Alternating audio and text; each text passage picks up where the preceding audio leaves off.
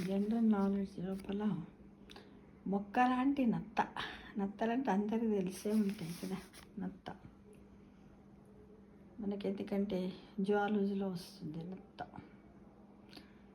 అదేట మొక్క లాంటి నత్తలంటే ఇదేంటో తెలుసుకుందామా మరి. సముద్రంలో సంచరించే ఒక ఆశ్చర్యకరమైన అందమైన జీవి ఇదేంటి, లీప్ షిప్. చూడడానికి యానిమేటెడ్ క్రియేచర్లా కనిపిస్తుంది కదా మిత్రమా, కానీ ఇది ఒక టైపు నత్త.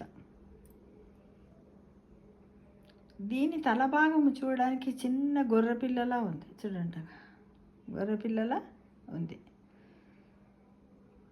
అయితే శరీరంపై మాత్రము పచ్చని ఆకులు విచ్చుకున్నట్టు ఉన్నాయి.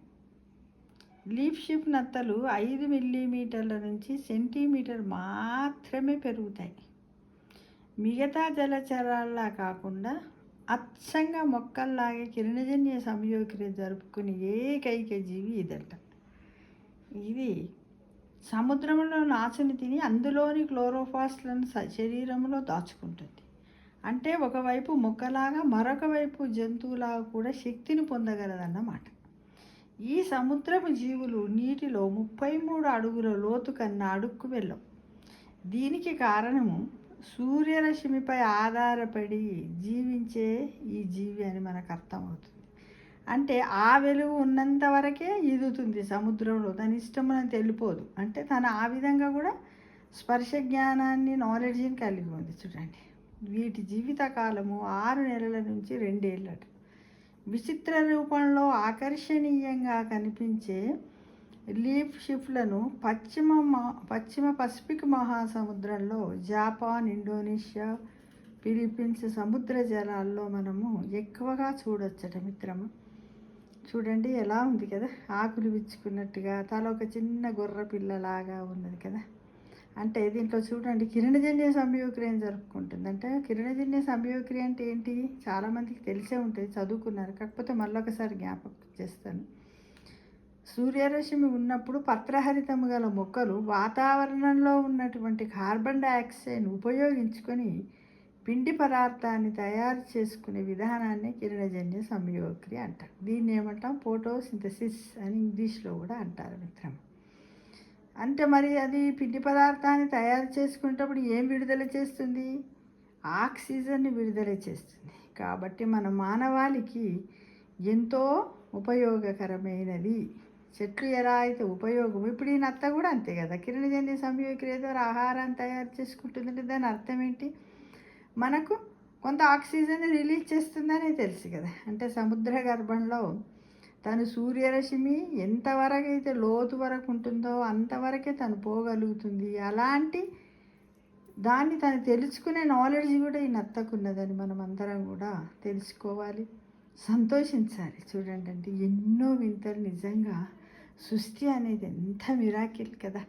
యూనివర్స్కు మనం అందరం కూడా ఎంత ఎంత రుణపడి ఉన్నామో తెలుసుకోండి మిత్రమా. కాబట్టి ప్రతిరోజు కూడా ఏదో ఒక కొత్త విషయాన్ని తెలుసుకోవడానికి మనం అందరం కూడా ముందుందాం.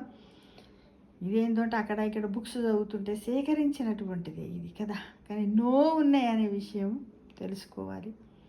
ఇంత పెద్ద ప్రపంచంలో మన జీవిత కాలంలో మనం ఇసుకరేనంత నాలెడ్జ్నే సంపాదించుకున్నాం. అంటే అట్లయితే కొద్దిమంది అనుకోవచ్చు, ఎలా అంటే మనము చదివాము, ఉద్యోగం సంపాదించుకున్నాము, ఉద్యోగం చేసాము, రిటైర్డ్ అయిపోయాము, అన్నీ అయిపోయాయి. కానీ నాలెడ్జ్ని మాత్రం, అంటే జనరల్ నాలెడ్జ్ మాత్రం ఎంతో ఉంది కదా. దాన్ని ఇప్పుడు నేర్చుకోవడానికి ప్రతిరోజు 24 గంటలలో, కనీసం 24 నిమిషాలలో రోజుకు ఒక కొత్త విషయాన్ని నేర్చుకోవడానికి ప్రతి ఒక్క యూత్ కానీ, మహిళలు, ఓల్డ్ ఏజ్లు, సీనియర్ సిటిజన్స్, రిటైర్డ్ అందరూ కూడా ముందుండాలి మిత్రమా.